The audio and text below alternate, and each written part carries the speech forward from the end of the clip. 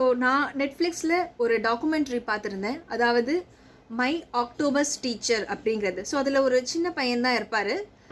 அவருக்கு வந்து என்ன பழக்கம் அப்படின்னா, அந்த கடலில் வந்து ஸ்கூபா ட்ரைவ் பண்ணுறது அப்படிங்கிறது ஒரு வழக்கமான ஒரு பழக்கமாக அவர் வச்சிட்ருப்பார். ஸோ அந்த மாதிரி அவர் டெய்லி அந்த ஸ்கூபா ட்ரைவ் போகும்பொழுது அந்த இடத்துல ஒரு ஆக்டோபஸ் வந்து அவருக்கு ஃப்ரெண்ட் ஆகுது.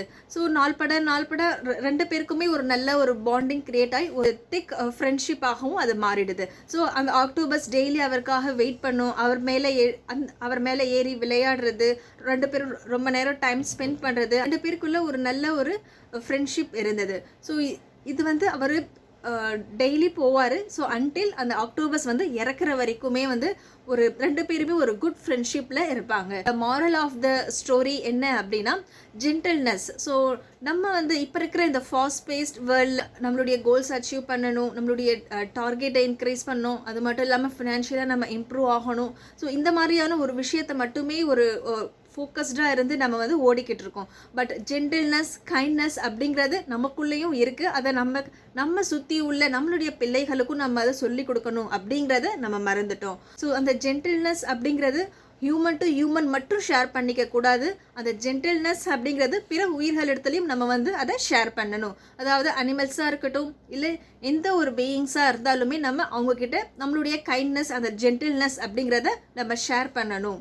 ஸோ இப்போ நம்ம ஒரு மீட் ஷாப்பாக இருக்கட்டும், இல்லை ஃபிஷ் மார்க்கெட்டாக இருக்கும், நம்ம அதை கடந்து போகும்பொழுது அங்கே ஒரு உயிர்களை கொன்று ஒரு ஆணையில் மாட்டி சாப்பிடக்கூடிய ஒரு ப்ராடக்டாக மட்டுமே தான் இந்த சமூகம் வந்து நமக்கு வந்து ஒரு பிம்பமாக காட்டியிருக்கு. இது ஒரு ஃபுட் ப்ராடக்ட் அப்படிங்கிறது கிடையாது. இது லிவிங் பீயிங். ஸோ அதுக்கும் எல்லா விதமான emotions, feeling, pain, suffer, joy, sorrows, எல்லா விதமான எமோஷன்ஸும் இருக்கக்கூடிய ஒரு அனிமல் தான் அப்படிங்கிறத நம்ம புரிஞ்சுக்கணும். ஸோ எவ்ரி சிங்கிள் டைம் நம்ம கறிக்கடையை நம்ம வந்து கடந்து போகும்பொழுது அது ஒரு ப்ராடக்டாக நம்ம பார்ப்போம். நம்மளுக்கு அது பெருசாக ஒரு எந்த விதமான ஒரு ஃபீலிங்கும் நம்மளுக்கு ஏற்படாது. ஒரு சாரீ ஷாப்பில் சாரீ தொங்குற மாதிரி, இல்லைன்னா ஃப்ரூட்ஸ் தொங்குற மாதிரி. ஸோ அதே மாதிரி தான் நம்மளையும் அந்த கறிக்கடையில் தொங்கிட்டு இருக்கக்கூடிய அந்த உயிர்களை வந்து நம்ம அதே மாதிரி ஒரு ஃபுட் ப்ராடக்டாக மட்டும்தான் நம்ம வந்து அதை நம்மளுடைய கண்ணோட்டத்தில் நம்ம அதை பார்ப்போம் இல்லையா?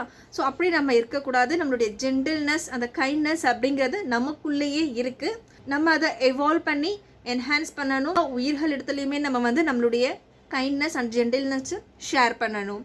பிள்ளைகளுக்கும் நம்ம அதை சொல்லிக் கொடுக்கணும். சிந்திப்போம், கருணை உலகமாக மாற்றுவோம்.